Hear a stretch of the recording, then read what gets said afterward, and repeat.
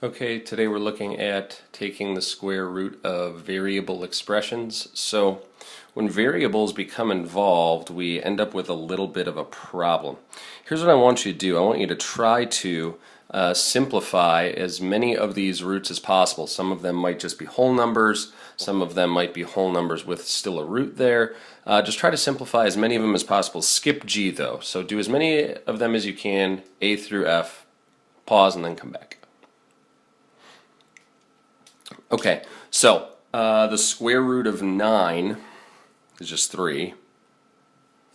Square root of negative 9 we can't do without getting an imaginary number. Now if you know imaginary numbers you probably put something down, but for right now we're just going to say that that's no real solution. 27 is the square root of 9 times 3, so that's 3 square root of 3. And again, the square root of negative 27 we can't do. E and F, you may recall these. We took a look at these in the Solving Quadratics chapter. The answer to both of them is 3 because you would square 3 or negative 3 first, get a positive number, and then get 3. So the problem with taking the square root of a variable is that we don't know if that variable is positive or negative. If it's negative, it should really be no solution. If it's positive, though, then we can take the square root of it. This problem becomes even bigger when you take the square root of a variable squared. Look at E and F especially. When we took the square root of 3 squared, we got 3. When we took the square root of negative 3 squared, we also got 3. So what that means is when we take the square root of a variable squared, we get its absolute value. We always get the positive value of that number. Just like when we squared 3 and negative 3 and then took the square root, we got a positive 3 in both cases. Okay, so here's kind of the way that you take the square root of variable expressions. To a certain extent, you kind of almost want to assume that they're positive, but you just can't. You can't assume that the variable's positive. So here's what this would look like. For the square root of x to the 7th, what I would do is I would break that up into as many perfect squares as I can. Since I don't know specifically what number x to the 7th is, I'm just going to write that as the square root of x squared times the square root of x squared times the square root of x squared times the square root of x. Because I know each of those x squareds I can take the square root of. When I take the square root of each of those individual x squareds, I get the absolute value of x.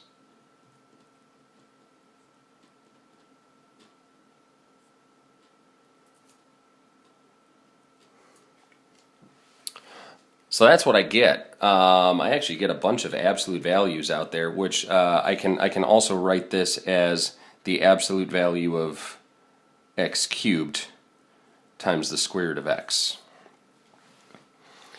Now the question that I get asked a lot is, well, do you really have to have the absolute values in there? Yeah, you really do, because the problem is if x is a negative number, we're still going to have some problems anyway, okay? Because we're not going to be able to take the square root of that number under the square root. But even if we were using imaginary numbers, which we will learn right at the end of the year if we've got a little bit of time left over, you would still need the absolute value because the number on the outside would definitely be positive anyway. Okay, so the key is when you're taking the square root of a variable squared, got to use an absolute value.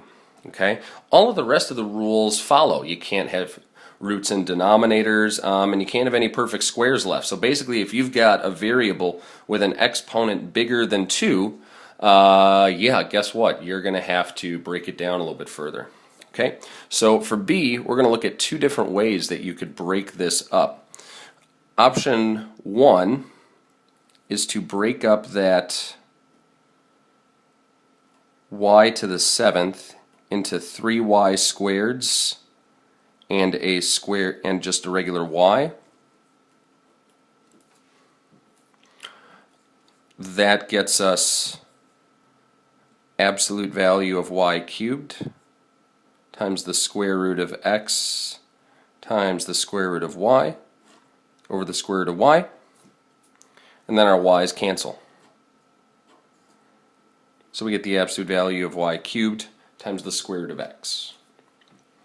The other option we had is we actually could have simplified these right away, because we could have written this as just one big square root, and that would have been okay. We saw that in 9.4, in objective 9.4. If you remember, we had a fraction that had all the numbers under the same square root, and we were able to break it up into separate ones.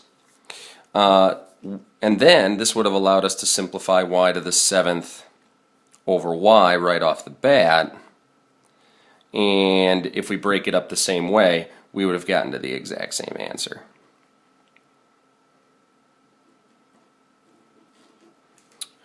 Okay, so here's what I want you to do. I want you to try, I know you haven't had a lot of experience with these yet, but try the next two on your own. Pause and then come back. Okay, so hopefully what you noticed about C is that we're not allowed to have a square root in a denominator multiplied by the square root of p. We get the square root of x to the 5th times the square root of p, key over the absolute value of p. Make sure you put those absolute values in there. And then x to the 5th is the absolute value of x squared times the square root of p over the absolute value of p. Oops, I missed my square root of x there. So again, I broke that x to the 5th up into 2x squareds. Now, do I really need the absolute value around that x squared? The answer is no, because x squared is always going to be a positive number. So in this case, I could get rid of it.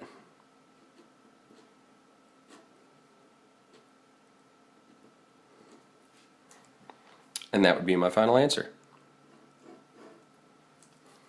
If you still have the absolute values around x squared, it's not really wrong, it's just unnecessary because that x squared will always be positive. Alright, here, multiply these two together first, I think is probably the easiest course of action. We get the square root of 36 x to the 4th, and the square root of 36 is 6, square root of x to the 4th is x squared, and we don't need the absolute values.